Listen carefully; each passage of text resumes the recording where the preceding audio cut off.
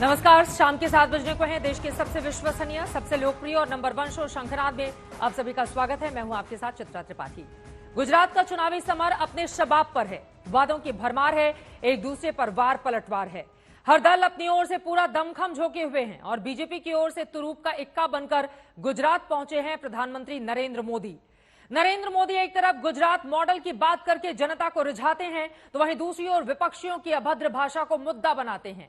लेकिन ये लड़ाई अब औकात पर आ गई है, इसीलिए हमने कहा है औकात लगाकर हईशा इस कार्यक्रम का नाम रखा है और इसके जरिए कैसे हम आपको बताने की कोशिश कर रहे हैं कि इस वक्त कैसे चल रहा है गुजरात में इस मुद्दे को लेकर चुनावी महाभारत। ये रिपोर्ट देखिए।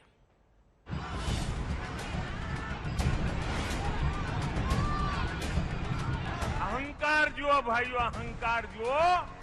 मोदी को उसकी औकात दिखा देंगे।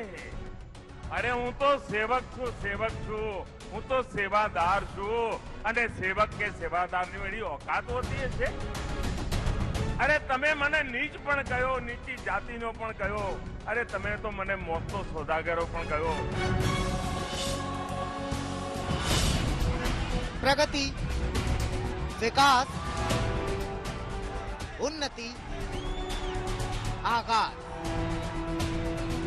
गुजरात के चुनावी समर में अब तक इन शब्दों की चर्चा थी। इन्हीं शब्दों के इर्द गिर्द विरोधियों पर वार था। इन्हीं शब्दों के दायरे में नए नए वादों का धुआंधार प्रचार था। पर पहले चरण के मतदान से ठीक 10 दिन पहले पीएम मोदी ने चुनाव का पूरा रुख ही मोड़ दिया। गुजराती गौरव वाली अस्मिता को औकात वाली जंग से जोड़ दिया। सुरेंद्र नगर की चुनावी सभा में पीएम मोदी ने कांग्रेस पार्टी पर तीखा वार किया। औकात वाले बयान पर अपने अंदाज में जवाब दिया। વિકાસના મુદ્દાની ચર્ચા નથી કરતા। એક કોંગ્રેસ વાળા કહે છે આ મોદીને એની औकात બતાવી દઈશું। औकात, मोदी को उसकी औकात दिखा देंगे। अहंकार जुओ भाइयों, अहंकार जुओ। मोदी को उसकी औकात दिखा देंगे। अरे माँ बाप, તમે તો બધા રાજ પરિવારો છો, હું તો એક સામાન્ય પરિવારનું સંતાન છું। મારી કોઈ औकात નથી બાપા, તમે મારી औकात દેખાડવાની।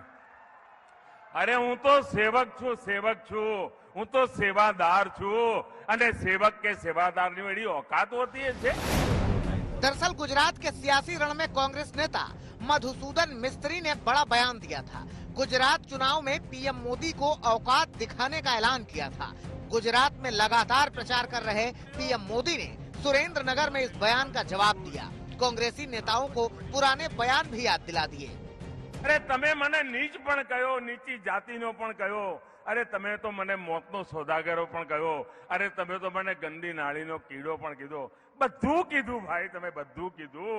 હવે તમે औकात બતાવવા નીકળ્યા છો। અમારી કોઈ औकात નથી। મહેરબાની કરીને વિકાસના મુદ્દાની ચર્ચા કરો। विरोधियों पर तीखे वार और करारे प्रहार से साफ है कि अब गुजरात में बीजेपी को बड़ी जीत दिलाने का जिम्मा पीएम मोदी ने उठा लिया है और इसी भरोसे के साथ उन्होंने अब गुजरात में प्रो इनकम्बेंसी का खुला ऐलान किया है।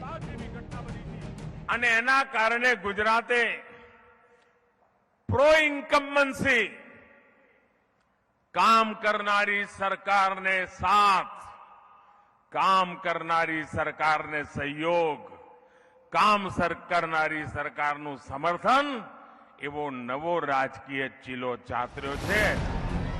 उधर कांग्रेस पीएम के ऐसे बयानों को चुनावी दांव बता रही है। मोदी पर इमोशनल कार्ड खेलने का आरोप लगा रही है।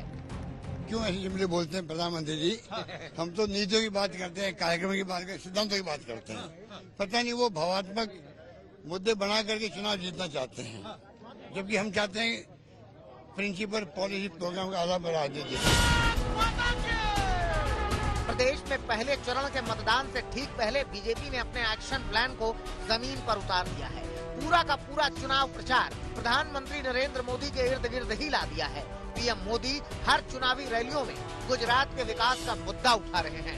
प्रदेश का विकास रोकने वालों पर तीखा प्रहार कर रहे हैं। જેમને ભારતની જનતાએ પદ પરથી હટાવી દીધા છે એવા લોકો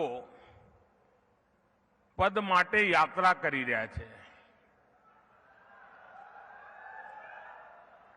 પદ માટે યાત્રા કરે તો લોકશાહીમાં કરે, પરંતુ જેમણે ગુજરાતને તરસ્યું રાખ્યું, જેમણે ગુજરાતમાં માં નર્મદાને આવતી રોકવા માટે 40 વર્ષ સુધી કોર્ટ કચેરીઓ કરી,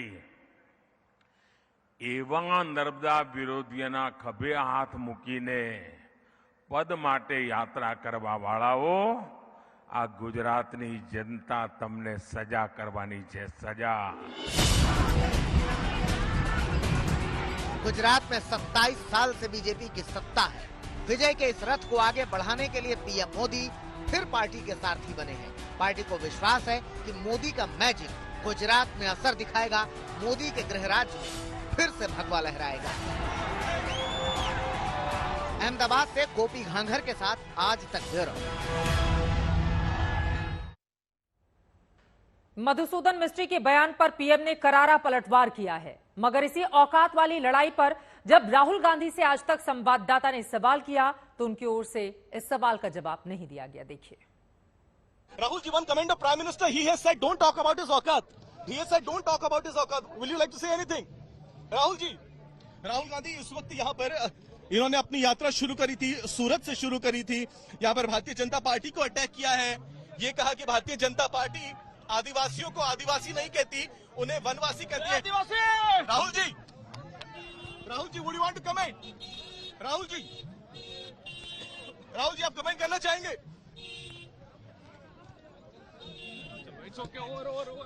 राहुल गांधी, देखिए एक बार हम फिर से कोशिश करते हैं, अगर कमेंट करें. Rahul ji, Rahul sir, one comment. Rahul ji, I will not touch the card, don't worry, I will not touch the card. Rahul sir, so would you like to comment? One comment. So one comment, sir. On Prime Minister Narendra Modi, sir. He's commented on you. Rahul Gandhi ने जवाब देने से मना कर दिया है, लेकिन फिर भी कोशिश करते हैं. अगर Rahul ji, Narendra Modi has said don't talk about his औकात. Congress should be talking about development only. Would you like to reply to him?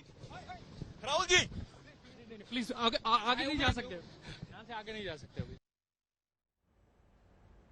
Pankaj खेलकर हमारे संवाददाता लगातार राहुल गांधी से सवाल पूछते रहे, लेकिन उनकी ओर से इस पूरे मामले में कोई भी जवाब नहीं दिया गया. गुजरात में इस बार का चुनावी समर इसलिए भी दिलचस्प हो गया है क्योंकि इस बार गुजरात में बीजेपी और कांग्रेस की लड़ाई के बीच आम आदमी पार्टी की भी एंट्री है.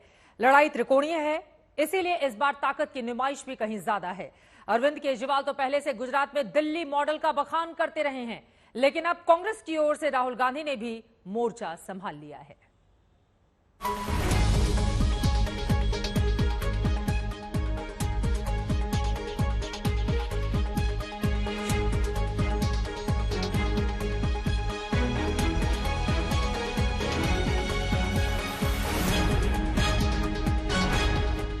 इस यात्रा में भी आपकी सोच है, संस्कार है, आपका इतिहास है.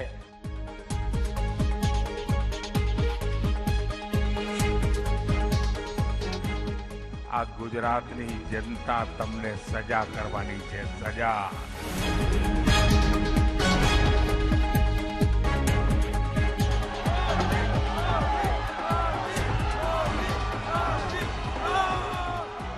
कोई गुजरात में विजय रथ आगे बढ़ाने का जोर लगा रहा है,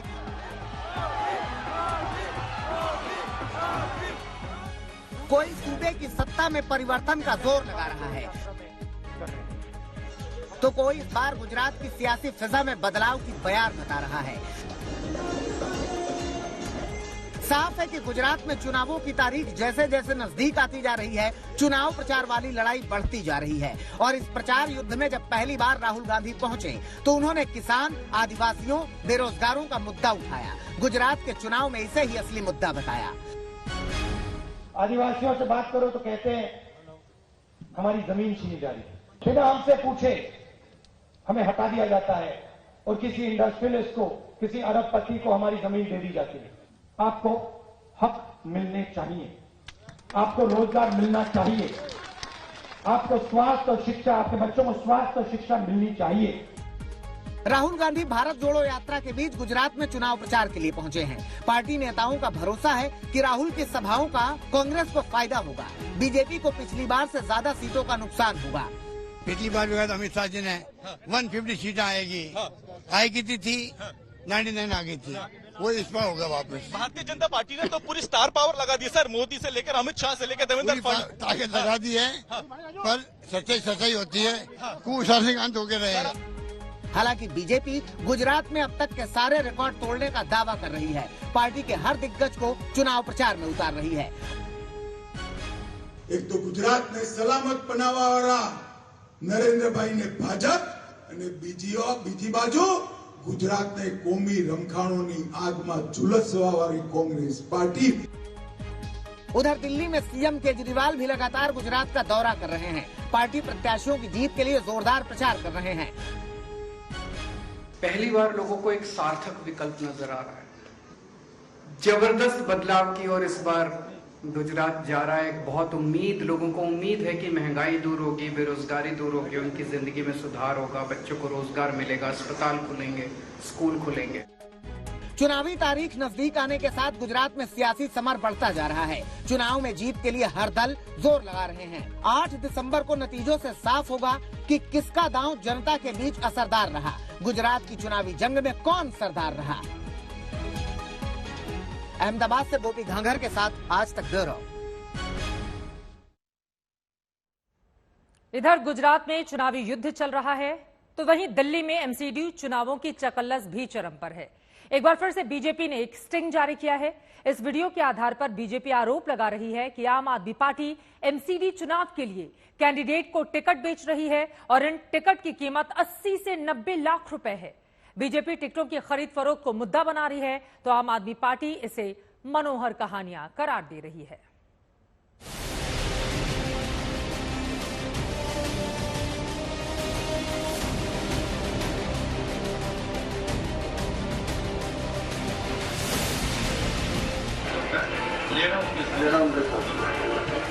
ये आपको भी मालूम है, पहले भी थी ऐसी 100-110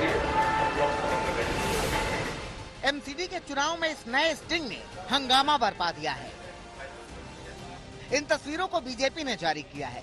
बीजेपी का आरोप है कि इस स्टिंग में आम आदमी पार्टी एमसीडी के चुनाव में टिकट की सौदेबाजी कर रही है और टिकट देने के नाम पर लाखों की उगाही का खेल चल रहा है। तो बोला कि वो 5 अपने हाथ में है, वो आप चिंता मत करो। कौन कौन है? वही यही है जो में गोपाल जी है, योगेश जी है, सौरभ जी है। बीजेपी इसे मदर ऑफ ऑल स्टिंग कह रही है। आम आदमी पार्टी पर भ्रष्टाचार के आरोप लगा रही है। इस स्टिंग के बारे में जो बातें अभी तक सामने आई हैं, उनमें 4 किरदारों का जिक्र है। एक है बिंदु, जो रोहिणी डी के 54 नंबर वार्ड से टिकट मांग रही थी। दूसरे हैं पुनीत गोयल, जो रोहिणी में आम आदमी पार्टी के प्रभारी बताए जा रहे हैं। तीसरे हैं दिनेश श्राफ और चौथे हैं आर पठानिया, जो आम आदमी पार्टी के कार्यकारिणी के सदस्य हैं। और ये जो पुनीत गोयल है, ये अत्यंत नजदीकी किसका है? ये अत्यंत नजदीकी है, एक पठानिया साहब है। मैं बताऊंगा पठानिया साहब कौन है। और दूसरे ये गोपाल राय करके जो मंत्री हैं, पपियां झपियां लेते हुए दिख रहे हैं अरविंद केजरीवाल जी का, इनका नाम है आर पठानिया। बीजेपी ने आरोप लगाया है कि एमसीडी चुनाव में आम आदमी पार्टी ने एक सीट का सौदा 80 से 90 लाख रुपए में किया है। पूरे दिल्ली को इलाकों में बांटा गया है और जैसे डॉन बैठ के अपने लोगों को भेजता था, तुम यहां से उगाही करो, तुम वहां से उगाही करो, तुम यहां से लाओ, और सारा मोटा माल डॉन के पास पहुंचता था, वैसे ही केजरीवाल डॉन ने अपनी एजेंसी चारों तरफ भेज रखी। हालांकि बीजेपी के इन आरोपों को आम आदमी पार्टी मनगढ़ंत और मनोहर कहानियां करार दे रही है। भारतीय जनता पार्टी के नेता सुबह उठते हैं, पानी पीने के बाद से केजरीवाल जी को गाली देने के साथ शुरू करते हैं, और रात को जब सोते हैं तो केजरीवाल जी को गाली देने के साथ सोते हैं। उनका काम एक ही है, 24 घंटे केजरीवाल जी को गाली देना, केजरीवाल जी को गाली देना, केजरीवाल जी को गाली देना। एमसीडी का चुनाव नहीं लड़ रहे, केजरीवाल जी को गाली देने का चुनाव लड़ रहे हैं। उनका कंपटीशन इससे है। अरविंद केजरीवाल भी कह रहे हैं कि एमसीडी के चुनाव में बीजेपी रोज नई मनोहर कहानियां लेकर हाजिर हो जाती है।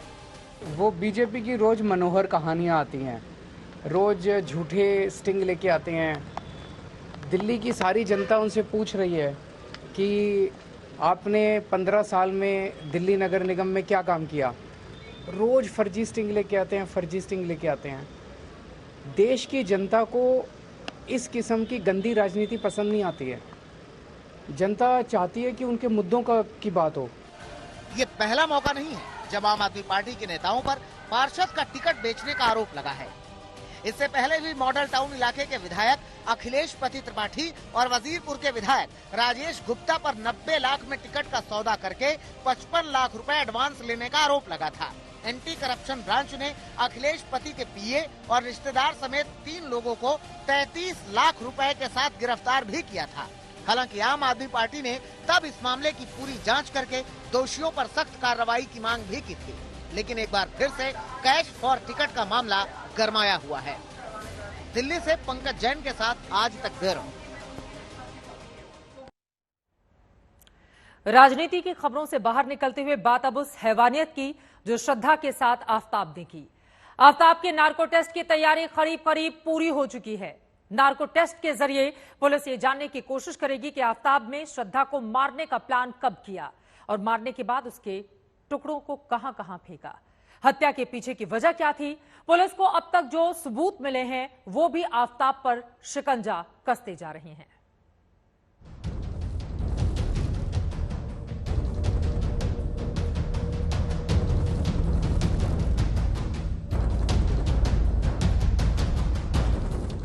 आफताब ने श्रद्धा का कत्ल करने और कत्ल के बाद बचने का जो मकड़जाल बुना था उसे तार तार करने की तैयारी पूरी हो चुकी है। आफताब का नार्को आज नहीं होगा, लेकिन इस पर काम आगे बढ़ गया है। दिल्ली पुलिस और एफएसएल के अफसर लगातार नार्को पर मंथन कर रहे हैं। हाल ये है कि एफएसएल की टीम इस केस को टॉप प्रायोरिटी पर ले रही है। आज इस केस का नार्को टेस्ट नहीं हो रहा है। देखिए, जो हमारी फॉरेंसिक साइंस है, एक लॉकआउट प्रिंसिपल है जो आप इसको यहाँ पे देख रहे होंगे। इस लॉकआउट प्रिंसिपल पे काम करती है कि क्रिमिनल कुछ चीजें लेके जाता है, कुछ चीजें छोड़ के जाता है। कुछ एविडेंस तो फिजिकल होते हैं, जैसा कि इसमें आप देख। बहुत संभव है कि नार्को टेस्ट में आफताब अपने अपराध का सारा कच्चा चिट्ठा खोल दे। 5 राज्यों में जो दायरा फैला है जांच का, वो इसलिए कि जो भी बयान उसने पुलिस के सामने दिए हैं उसके इतर उन बयानों के साथ साथ ठोस सबूत, जो कि फिलहाल जिनकी दिल्ली पुलिस को दरकार है, क्योंकि अदालत में सिर्फ बयान मायने नहीं रखेंगे, जरूरत होगी ठोस सबूतों की। ऐसे में हर कड़ी, हर जगह जहां से भी श्रद्धा और आफताब का किस्सा शुरू होता है या जिन कड़ियों को जोड़ता है, हर उस कड़ी की पेचीदगी तक दिल्ली पुलिस पहुंचना चाहती है। इसीलिए उसने अपना जांच का दायरा बढ़ाया है। कई और मोर्चों पर भी मिल रहे सबूतों के बाद अब शातिर आफताब घिरता जा रहा है। मसलन उस दुकानदार ने पुलिस को पूरा सच बता दिया है कि कैसे आफताब ने उसकी दुकान से आरी से लेकर 2 हथौड़े खरीदे थे। शातिर दिमाग इस हैवान ने दुकानदार से कीलें भी खरीदी थी ताकि दुकानदार उसे कारपेंटर समझे। वो हमसे आरी ब्लेड्स, कीलें और हैमर वगैरह लेके गया था। क्या इसी टाइप की चीजें थी वो जो आपकी दुकान के सामने? बिल्कुल सर, इसी टाइप की चीजें थी। ये आरी ब्लेड, ये सर 10 रुपए का ब्लेड आता है आरी का ओनली। क्या काट सकते हैं सर? इससे आप लोहा, लकड़ी कुछ भी काट सकते हैं। लोहा भी काट सकते हैं सर। पुलिस लेकर आफताब को दुकान पे आई? जी, पुलिस आफताब को लेकर। ये सारी चीजें आफताब ने ही आइडेंटिफाई कर? जी, उसी ने आइडेंटिफाई कराई है कि मैं ये सामान यहाँ से लेके गया था।